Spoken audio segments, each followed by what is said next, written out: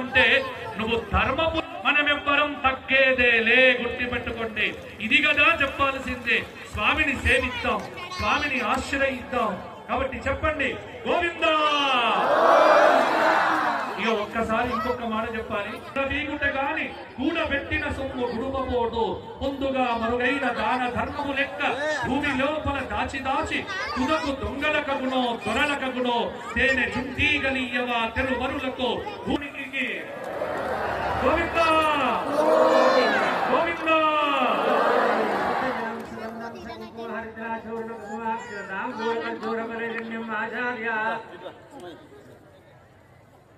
అందరూ కూడా సంకల్పం చెప్పండి. అస్మాకం సహకుటుంబానాం సర్వేషాం